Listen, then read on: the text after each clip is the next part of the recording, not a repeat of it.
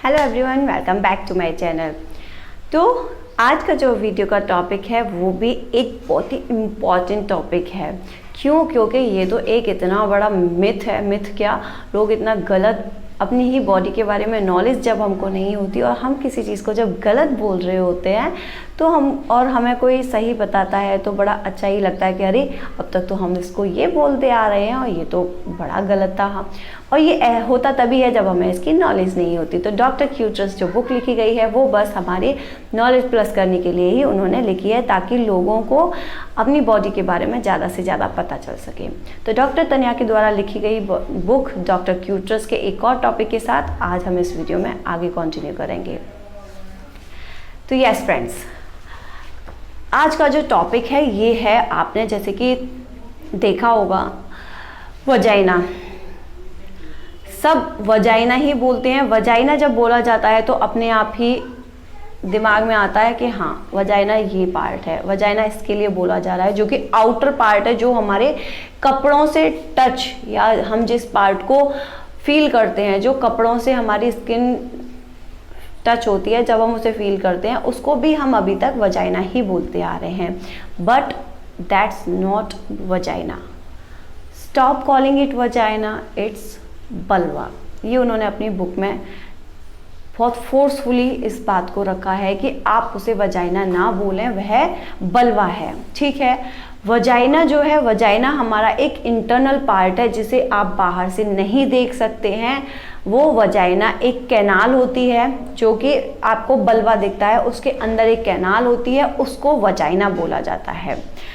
तो अब ये चीज़ आपको क्लियर हो गई होगी कि जो बल्वा है, जो हमें बाहर से दिखता है, उसको हम बल्वा बोलते हैं, उसको वजाइना नहीं बोलना है आगे से। Stop calling it vagina, it's vulva. ये क्लियर हो गया आपको?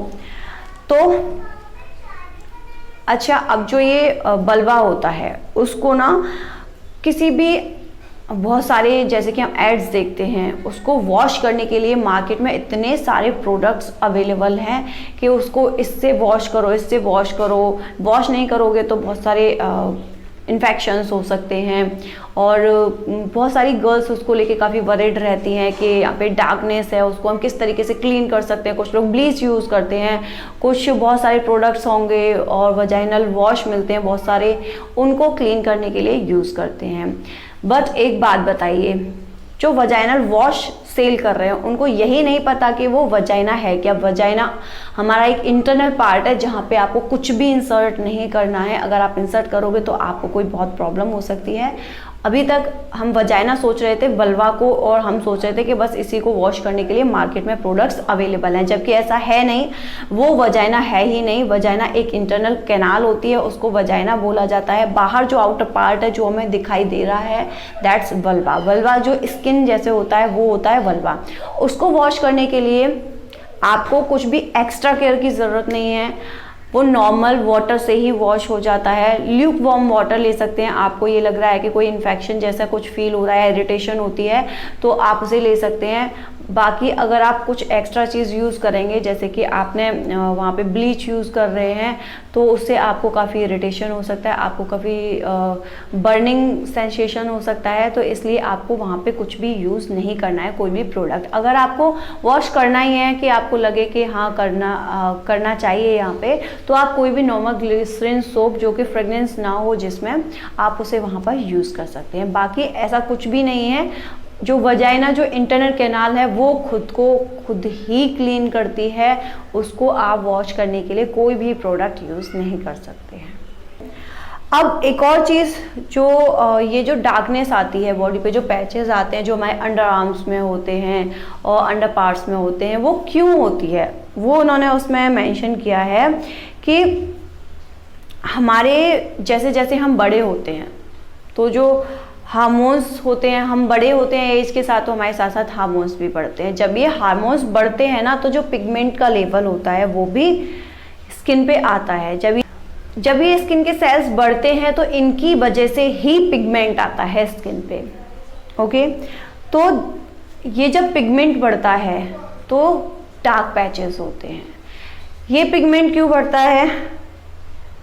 ये एक नॉर्मल बात होगी। उन्होंने बोला है कि जो पिगमेंट आता है ये एक नॉर्मल बात है, क्योंकि जब हार्मोन्स बढ़ते हैं तो पिगमेंट भी आता है, जिसकी वजह से जो स्किन है वो डार्कनेस होती है उस पर और वो डार्क पैचेस आ जाते हैं।